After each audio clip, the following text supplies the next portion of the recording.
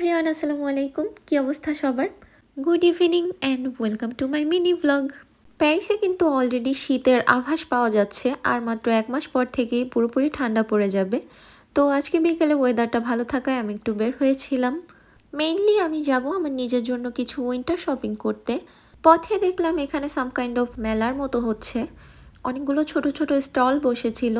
এরপর আর একটু সামনে যেতেই দেখলাম একটা স্টলে এইভাবে ঢোল বাজাচ্ছে অনেকে মিলে, আর সামনে আবার দুইজন ড্যান্স করতেছিল। এটা মেবি আফ্রিকান কোনো একটা দেশের ট্রেডিশনাল ড্যান্স হতে পারে, I am not sure, but দেখতে ভালো লাগছিল। শুধু আমি না, সবাই দাঁড়িয়ে দাঁড়িয়ে দেখছিল।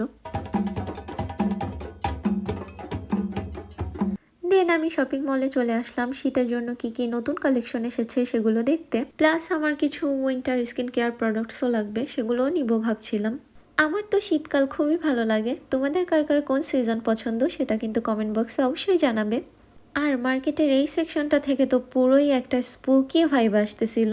সামনেই অক্টোবর মাস, তাই অলরেডি কিন্তু সব মার্কেটগুলোতে হ্যালোউইনের জিনিসপত্র কম বেশি উঠে গেছে। অ্যান্ড ঘুরতে ঘুরতে আমি এখানে সামনে বড় একটা স্পাইডার পেয়ে গেছি, আর এটা কিন্তু দেখতে একদমই হরিবল ছিল। এরপর আমি আর একটু ঘুরে ঘুরে সব কিছু দেখছিলাম, বাট ঘুরে ফিরে শপিং করতে করতে আমার খুবই ক্ষুধা লেগে গিয়েছিল। সো আমি একটা হালাল রেস্টুরেন্ট খুঁজে সেখান থেকে চিকেন উইংস আর ফ্রেঞ্চ ফ্রাই খেয়েছিলাম। বাই দ্য ওয়ে, ফ্রেঞ্চ ফ্রাইকে কিন্তু এখানে ফ্রিট বলে। এই দেশের কিছু কিছু বাস এত বেশি লম্বা হয়, লিটারেলি আমার কাছে ছোটখাটো ট্রেন মনে হয়। এনিওয়ে, এই ছিল আমার আজকের mini blog. See you next time. আল্লাহ হাফেজ।